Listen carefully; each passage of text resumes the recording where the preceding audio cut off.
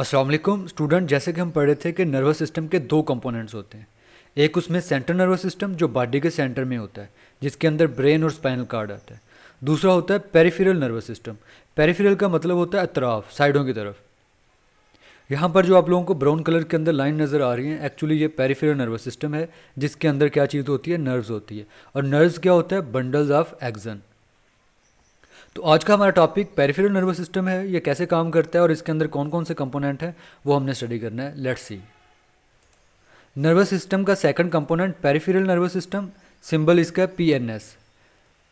Define इसकी, it is composed of nerves and their ganglia. Peripheral nervous system किसका बना होता है, नर्व्स का, और इसके अंदर जो गैंग्लिया होते हैं, ग्रुप ऑफ सेल बॉडीज, इसको क्या कहते हैं, peripheral nervous system. Humans have 12 pairs of cranial nerves. Cranial nerves कहते हैं जो ब्रेन से नर्व्स निकलती हैं, वो क्रेनियल नर्व्स कहलाती हैं, और उनके 12 पेयर्स होते हैं। और इसी तरह स्पाइनल नर्व्स के 31 पेयर्स होते हैं, जो स्पाइनल कार्ड से नर्व्स अराइज होती हैं, वो स्पाइनल नर्व्स कहलाती हैं। तो ये दोनों मिलके क्या बनाते हैं, पेरिफेरल नर्वस सिस्टम बनाते हैं।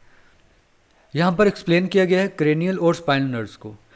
पहला पॉइंट क्रेनियल नर्व्स का कि ये 12 पेयर्स होते हैं। दूसरा क्या है, क्रेनियल नर्व जो होती हैं ये सेंसरी भी होती हैं, मोटर भी होती हैं, और मिक्स भी होती हैं। और ये वाला जो फ्लो चार्ट है ये हम बाद में डिस्कस करते हैं। तो क्रेनियल नर्व्स के अंदर तीनों तरह की नर्व्स पाई जाती हैं, जबकि दूसरी तरफ जो स्पाइनल नर्व्स होती हैं वो सिर्फ और सिर्फ मिक्स्ड होती हैं। मिक्स नर्व क्या होती हैं, ऐसी नर्व जिनके अंदर सेंसरी और मोटर न्यूरॉन्स के एक्सन्स हों, ऐसी नर्व्स क्या कहलाती हैं, मिक्स नर्व्स कहलाती हैं। और ये चीज़ हमने लास्ट के टॉपिक के अंदर भी पढ़ी थी। फिर next, cranial and spinal nerves make two pathway. Cranial और स्पाइनल नर्व दो रास्ते बनाते हैं, दो तरह से काम करते हैं। कैसे, एक है सेंसरी पाथवे, इसका काम क्या होता है, conducting impulses from receptor to central nervous system. ये रिसेप्टर से सेंट्रल नर्वस सिस्टम की तरफ नर्व इम्पल्स लेकर जाते हैं। फॉर एग्जांपल, ये स्किन से मैसेज लेके जाएंगे ब्रेन के पास, या आइज से मैसेज लेके जाएंगे ब्रेन के पास। दूसरा होता है मोटर पाथवे। ये दूसरा तरीका है काम करने का, conducting nerve impulses from central nervous system to effectors. और जो मोटर पाथवे होता है, इसके अंदर सेंट्रल नर्वस सिस्टम से नर्व इम्पल्स जाती है इफेक्टर के पास, मसल्स के पास या ग्लैंड्स के पास। तो स्पाइनल और क्रेनियल नर्व दोनों के अंदर ये पाथवे होते हैं, सेंसरी पाथवे भी और मोटर पाथवे भी। सेंसरी पाथवे में मैसेज ब्रेन के पास, सेंट्रल नर्वस सिस्टम के पास, और मोटर पाथवे में सेंट्रल नर्वस सिस्टम से मैसेज जाएगा इफेक्टर के पास। फिर उसके बाद जो ये मोटर पाथवे है ये काफ़ी कम्प्लेक्स होता है, ये दो तरह से काम करता है, दो सिस्टम्स बनाता है। पहला है somatic nervous system. It controls conscious and voluntary actions. ये हमारे जो कॉन्शियस, शऊरी और वॉलंटरी जो है, हमारे इख्तियार में जो एक्शंस होते हैं उनको कंट्रोल करता है। It includes all the motor neurons that are connected to skeletal muscles. इसके अंदर जितने भी मोटर न्यूरॉन्स होते हैं, मोटर न्यूरॉन्स वो वाले न्यूरॉन्स होते हैं जो सेंट्रल नर्वस सिस्टम से मैसेज लेके जाते हैं इफेक्टर के पास। और सोमैटिक नर्वस सिस्टम के केस के अंदर जो इफेक्टर होगा वो स्केलेटल मसल्स होंगे। स्केलेटल मसल जो होते हैं ये वॉलंटरी एक्शन करते हैं, ये हमारे कॉन्शियस में, हमारे शऊर में, हमारे कंट्रोल में होते हैं। इनका इस्तेमाल करते हुए जैसे हम चलना चाहें वैसे चलते हैं, जैसे हम लिखना चाहें वैसे लिखते हैं। तो ये वाला लिखना, चलना, फिरना, उठना, बैठना, ये सारा सोमैटिक नर्वस सिस्टम के कंट्रोल में आता है। दूसरा होता है ऑटोनोमिक नर्वस सिस्टम, जो खुद कार चलता है। ये हमारे कंट्रोल में, हमारे कॉन्शियस में नहीं होते। It consist of motor neurons that are connected to cardiac muscles. इसमें जो मोटर न्यूरॉन्स होते हैं ये किसके साथ कनेक्टेड होते हैं, कार्डिक मसल्स, ये इनवॉलंटरी है। स्मूथ मसल्स ये इनवॉलंटरी है। और ग्लैंड जो हैं ये भी इनवॉलंटरी काम करते हैं, ये हमारे कंट्रोल में, हमारे विश में नहीं होते। और सोमैटिक नर्वस सिस्टम में न्यूरॉन्स किसके साथ कनेक्टेड होते हैं, स्केलेटल मसल्स के साथ। और ऑटोनोमिक नर्वस सिस्टम में मोटर न्यूरॉन किसके साथ कनेक्टेड होते हैं, कार्डिक, स्मूथ और ग्लैंड के साथ। इट इज़ जनरली, ये अमूमी तौर पर विदाउट कॉन्शियस कंट्रोल, ये हमारे शौरी कंट्रोल में नहीं होते। फिर ऑटोनोमिक नर्वस सिस्टम आगे दो और सिस्टम रखता है। पहला इसमें है सिंपैथेटिक, दूसरा है पैरासिम्पैथेटिक सिस्टम। ये क्या होते हैं ये हम देखते हैं, बड़ा अहम रोल है इनका भी। Sympathetic nervous system prepares body in emergency situation. ये बॉडी को एमरजेंसी सिचुएशन के लिए रेडी करता है, जिसमें कुछ जल्दी एक्शन लेना हो, ऐसी सिचुएशन के लिए ये बॉडी को रेडी करता है। This is often called fight और फ्लाइट रिस्पॉन्स। बड़ा इंपॉर्टेंट ये शॉर्ट क्वेश्चन भी है और ये बड़ा इंपॉर्टेंट मैकेनिज्म भी है, फाइट और फ्लाइट। ये बॉडी को रेडी करता है लड़ने के लिए, या उड़ने या दौड़ने के लिए। ये बिल्कुल हमारी बॉडी की एम्बुलेंस की तरह काम करता है। जैसे एम्बुलेंस एक स्पेसिफिक गाड़ी होती है जो पेशेंट को तरजीहाती बिना पर हॉस्पिटल लेके जाती है ताकि उसकी जान बचाई जा सके। अगर पेशेंट को हम आम गाड़ी के अंदर लेकर जाएंगे तो जो जगह जगह रुकती है तो उसमें क्या होगा, ज़्यादा टाइम कंज्यूम होगा, हो सकता है कि पेशेंट जो है वो उसकी कंडीशन और ज़्यादा सीवियर हो जाए और वो मौत के मुंह तक पहुंच जाए। और एनिमल्स की बॉडी के अंदर बिल्कुल इस जैसा एक सिंपैथेटिक नर्वस सिस्टम होता है। ये बॉडी को कैसे रेडी करता है फाइट और फ्लाइट के लिए, इसमें डायलेट पीपल डायलेट कर जाती हैं, speed up heart beat, increase breathing rate, inhibit digestion. इस चीज़ को हम ग्राफिकली भी देखते हैं। और जब एमरजेंसी सिचुएशन नहीं होती, कोई स्ट्रेस, कोई डर या खौफ नहीं होता, फिर उसके बाद पैरासिम्पैथेटिक जो नर्वस सिस्टम है वो ऑन हो जाता है। वो क्या करता है, इन सारी चीज़ों को नॉर्मलाइज कर देता है और इस स्टेज को कहते हैं रेस्ट एंड डाइजेस्ट। सुकून करें और नॉर्मली फूड को डाइजेस्ट करें। यूँ समझ लीजिए हमारी बॉडी की नॉर्मल गाड़ी है जो नॉर्मल वे में चीज़ें लेकर जाती है एक जगह से दूसरी जगह। अब हम इस चीज़ को ग्राफिकली देखते हैं। डियर स्टूडेंट, यहाँ पर सिंपैथेटिक और पैरासिम्पैथेटिक नर्वस सिस्टम का जो डिफरेंस दिखाया गया। सिंपैथेटिक नर्वस सिस्टम में क्या होता है, पीपल जो है वो डायलेट करती है। आइज़ के अंदर जो ये ब्लैक कलर का स्पॉट होता है ये पीपल्स कहलाता है। जब ये डायलेट करता है, ज़्यादा फैल जाता है और उससे विजन जो है वो बेहतर हो जाती है, हम चीज़ों को बेहतर तरीके से देख सकते हैं। दूसरा क्या होता है, इसमें हार्ट रेट इंक्रीज़ कर जाता है, बढ़ जाता है। हार्ट रेट जब ज़्यादा होता है तो बॉडी के अंदर ब्लड का फ्लो ज़्यादा हो जाता है, बॉडी टिश्यूज़ को न्यूट्रिएंट्स, ऑक्सीजन ज़्यादा मिलती है, जिससे बॉडी के टिश्यूज़ जो हैं वो ज़्यादा से ज़्यादा एनर्जी प्रोड्यूस करते हैं। ब्रोंकाई डायलेट हो जाती हैं, लंग्स के अंदर जो छोटी छोटी नाली हैं सांस वाली ये फैल जाती हैं, जिससे लंग्स के अंदर सांस की जो फ्लो है वो ज़्यादा हो जाता है और जो इस तरह से हमारी बॉडी को ज़्यादा ऑक्सीजन मिलना शुरू हो जाती है। फिर उसके बाद इनहिबिट डाइजेशन, और इस प्रोसेस के दौरान डाइजेशन का प्रोसेस रुक जाता है और ख़ुराक की डाइजेशन के लिए जो एनर्जी यूज़ होनी होती है वही एनर्जी फिर भेजती जाती है मसल्स के पास ताकि वो एनर्जी यूज़ करें और ज़्यादा मजबूती के साथ काम करें। और इसमें एड्रीनल ग्लैंड्स, हमारी किडनी के ऊपर ग्लैंड्स होते हैं, एड्रीनल ग्लैंड कहलाते हैं। ये एमरजेंसी हार्मोन सेक्रेट करते हैं, एड्रीनालिन एंड नॉर एड्रीनालिन, और ये बॉडी के अंदर ये सारी एक्टिविटीज़ जो हैं उन्हें बढ़ा देते हैं, ज़्यादा कर देते हैं। आपके सिलेबस के अंदर सिर्फ यही चीज़ें थी तो हम यहाँ पर सिर्फ यही डिस्कस कर रहे हैं। तो क्या होता है, फाइट और फ्लाइट सिचुएशन में सारी चीज़ें ज़्यादा हो जाती हैं, जिससे हमारी बॉडी पंप हो जाती है, स्ट्रॉन्ग हो जाती है, वो कोई भी एक्शन लेने के लिए क्या होती है, रेडी होती है। और इस चीज़ को आप एक्सपीरियंस कीजिएगा कि जब कभी लड़ाई होती है किसी के साथ, दोस्तों के साथ या बहन भाइयों के साथ, तो उस वक्त हम बड़े एग्रेसिव होते हैं, हम कुछ भी कर गुजरते हैं।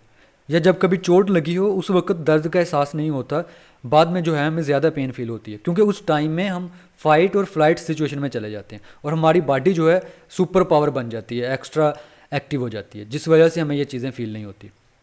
जो पैरासिम्पैथेटिक नर्वस सिस्टम है ये इसके सारा कुछ उल्ट करता है।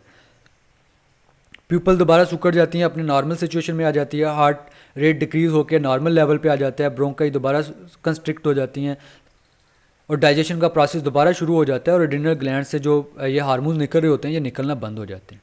तो इस तरह बॉडी दोबारा रेस्ट और डाइजेस्ट सिचुएशन में आ जाती है। तो अगर हम पेपर के पॉइंट ऑफ व्यू से देखें, ये कभी कभार लॉन्ग क्वेश्चन भी आ जाता है ये वाला टॉपिक, और इसमें somatic nervous system, autonomic nervous system, इसमें डिफरेंस आ जाता है। सिंपैथेटिक और पैरासिम्पैथेटिक नर्वस सिस्टम, इसमें डिफरेंस आ जाता है या इसमें एक आ जाता है। फाइट और फ्लाइट रिस्पॉन्स किस में आता है, सिंपैथेटिक में, और रेस्ट और डाइजेस्ट रिस्पॉन्स किस में होता है, पैरासिम्पैथेटिक में। तो ये इसमें चीज़ें आती हैं। और यहाँ पर एक और डिफाइन है, वॉलंटरी एक्शंस और इनवॉलंटरी एक्शंस। वो कहता है कि जब रिसेप्टर्स को स्टिमुलेट किया जाता है, इसके पास मैसेज आता है, ये मैसेज या इन्फॉर्मेशन सेंड कर देता है ब्रेन के पास। ब्रेन का जो हायर सेंटर जिसे सेरिब्रम कहते हैं वो इन इन्फॉर्मेशन को एनालाइज करते हैं और एक मैसेज रेडी करता है और उस मैसेज को सेंड कर देता है अप्रोप्रिएट एक्शंस के लिए। यहाँ से आप वॉलंटरी एक्शन की डिफाइन करोगे, the actions are under the conscious control. ऐसे एक्शंस जो हमारे शौरी कंट्रोल में हो, हमारी विल्स में हो, और उन एक्शंस को क्या कहते हैं, वॉलंटरी एक्शन। और वो वाले एक्शंस जो हमारी विल में, हमारी कॉन्शियस में, हमारे शोर में ना हो, हमारे कंट्रोल में ना हो, ऐसे एक्शंस को क्या कहते हैं, इनवॉलंटरी एक्शन। जैसे कि हार्ट रेट या सांस लेना, ये इनवॉलंटरी एक्शन है। लिखना, चलना फिरना, ये क्या है, वॉलंटरी एक्शन है, या बोलना। यहाँ पर पूरे नर्वस सिस्टम को फ्लो डायग्राम के अंदर रिप्रेजेंट किया गया है। नर्वस सिस्टम के दो पार्ट होते हैं, सेंट्रल नर्वस सिस्टम और peripheral nervous system. Central nervous system में दो चीज़ें आती हैं, ब्रेन एंड स्पाइनल कार्ड। फिर आगे ये कनेक्टेड होती हैं पेरिफेरल नर्वस सिस्टम के साथ। पेरिफेरल नर्वस सिस्टम के पहले पार्ट जो हैं क्रेनियल नर्व्स, ब्रेन से निकलने वाली नर्व्स क्रेनियल, और स्पाइनल कार्ड से निकलने वाली नर्व्स स्पाइनल नर्व्स कहलाती हैं।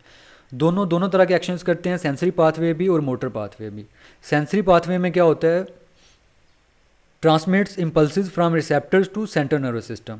इसमें इम्पल्सिस, मैसेज, इंफॉर्मेशन रिसेप्टर से सेंट्रल नर्वस सिस्टम के पास जाती है आई से ब्रेन के पास, स्किन से हाथों से ब्रेन के पास, ये होता है सेंसरी पाथवे। और फिर मोटर पाथवे दो तरह से कंट्रोल होता है, एक होता है सोमैटिक नर्वस सिस्टम, ये लिंक होता है हमारे स्केलेटल मसल्स के साथ, और ये वॉलंटरी होता है, हमारे कंट्रोल में होता है। जबकि जो ऑटोनोमिक नर्वस सिस्टम होता है ये लिंक होता है कार्डिक मसल्स, स्मूथ मसल्स और ग्लैंड के साथ, और ये इनवॉलंटरी होता है, ये हमारे कंट्रोल में, हमारे कॉन्शियस में नहीं होता।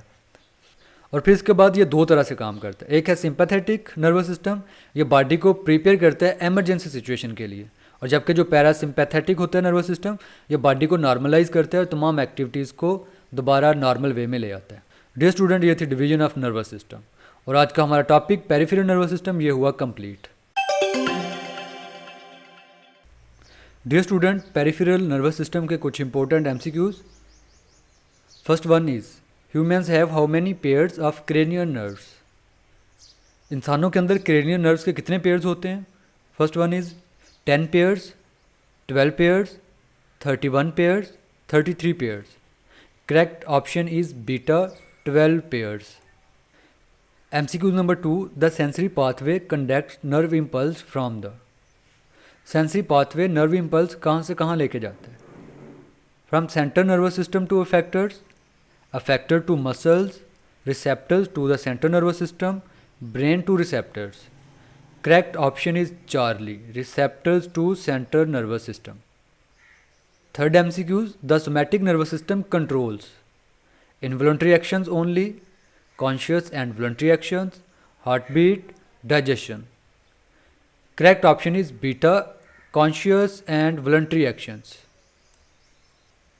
MCQs 4, which divisions of autonomic nervous system prepare the body for emergency situations? Autonomic nervous system की कौन सी डिवीजन, कौन सा पार्ट बॉडी को इमरजेंसी सिचुएशन के लिए प्रिपेयर करता है? Somatic nervous system, parasympathetic nervous system, sympathetic nervous system, central nervous system. Correct option is Charlie, sympathetic nervous system. MCQ number 5, the body's response to an emergency is called the rest and digest response, fight or flight response, reflex action, withdrawal response. Correct option is beta, fight or flight response.